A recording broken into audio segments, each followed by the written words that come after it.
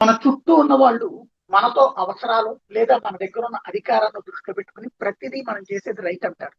అది నమ్మితే నష్టపోతాం అన్నటువంటిది చంద్రబాబు గారికి 2004 ముందు తెలుసు, 2014-19 మధ్యనే తెలుసు, 2024 తర్వాత తెలుసు. కానీ ఎప్పటికప్పుడు అయ్యి మర్చిపోతుంటారు. జనం మారిపోతారులే అనుకుంటుంటారు. జగన్మోహన్ రెడ్డి మొన్న అలాంటి వాటితోనే పేచి చేశారు. ఇక్కడ ప్రజలకి ప్రయోజనం ఏంటి, నష్టం ఏంటి అన్న ఆలోచన లేకపోతే ప్రమాదం. ఇదివరకు చంద్రబాబు గారు హాస్పిటల్ నిర్వహణకు కొంత డబ్బులు అవసరం, ప్రభుత్వ ఆసుపత్రి కట్టి యూజర్ ఛార్జీలు వసూలు చేస్తారు. ప్రభుత్వ ఆసుపత్రికి వెళ్లేదే డబ్బులు లేక అక్కడ కూడా డబ్బులు వసూలు చేస్తే పేదలు ఇంకెక్కడికి వెళ్ళి బతకాలి? డబ్బులు లేకపోతే వైద్యం రాకపోతే ఎక్కడికి వెళ్ళి బతకాలి?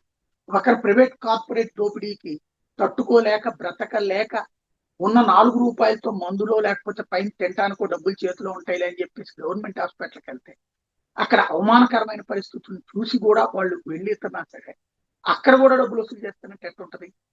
అది పట్టించుకోలేదు. 99-2004 మధ్యలో యూజర్ ఛార్జీల సిస్టమ్ తీసుకొచ్చారు. అది గొప్పదని శబాష్ అని పత్రికలు రాసి మేధావులు మాట్లాడారు. సీన్ కట్ చేస్తే ప్రభుత్వం దిగిపోయింది. 10 ఏళ్ళు అధికారంలోకి రాకుండా పోయింది. ఇప్పుడు జగన్ వచ్చి మెడికల్ కాలేజీల్లో, మెడికల్ ఆసుపత్రుల్లో భారీ ఏర్పాట్లు చేసి అక్కడ ఈవెన్ ఆపరేషన్స్ చేయడానికి కూడా తగిన ఏర్పాట్లు చేసి ప్రతి ఊరు వాడ దాదాపు 10,500 వార్డు గ్రామ ఆసుపత్రులు, 10,500,000. భారతదేశ చరిత్రలో ఎవడు ఎప్పుడు 3 ఏళ్లలో అట్లా చేయలేదు. ఎందుకంటే 2 ఏళ్ళు కరోనా కూడా 3 ఏళ్లలో చేశారు. తద్వారా ప్రజలకు అందుబాటులోకి తీసుకొస్తే మిగతా ఈ గవర్నమెంట్ మెడికల్ కాలేజీలు తీసుకొస్తుంటే వాటికి పీపీపీ చేస్తున్నారంటే ఒక అర్థం ఉంది.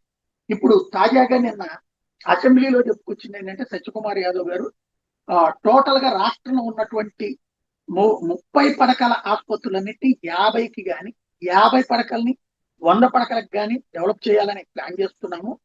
ఇందుకు గాను 39 ప్రపోజల్స్ వచ్చినాయి. అవి ఆర్థిక శాఖ ముందున్నాయి. హైవేల మీద ప్రతి 100 కిలోమీటర్లకు ఒక ట్రామా కేర్ సెంటర్ ఉండేలా కేంద్ర ప్రభుత్వం ప్రతిపాదించి కేంద్రం డబ్బులు ఇస్తుంది. ఈ మేరకు వాటిని ఏర్పాటు చేస్తాం. రాష్ట్రంలో 600 కోట్లతో 24 జిల్లాల్లో క్రిటికల్ కేర్ బ్లాకుల నిర్మాణ పనులు కొనసాగుతున్నాయి. ఇవన్నీ అద్భుతం. అయితే ఈ 61 నియోజకవర్గాలకు సంబంధించినటువంటి ఆసుపత్రుల్ని ఈ 30 పడకలది 50, 55, 100ది పీపీపీ కింద మారుస్తారట. పీపీపీ కింద అంటే మళ్ళీ ప్రైవేటు తరహాలో ఫీజులు వసూలు చేయటం. అప్పుడు ఇంకా ప్రభుత్వపు బాధ్యత ఎక్కడ ఉన్నట్టు అవుతుంది?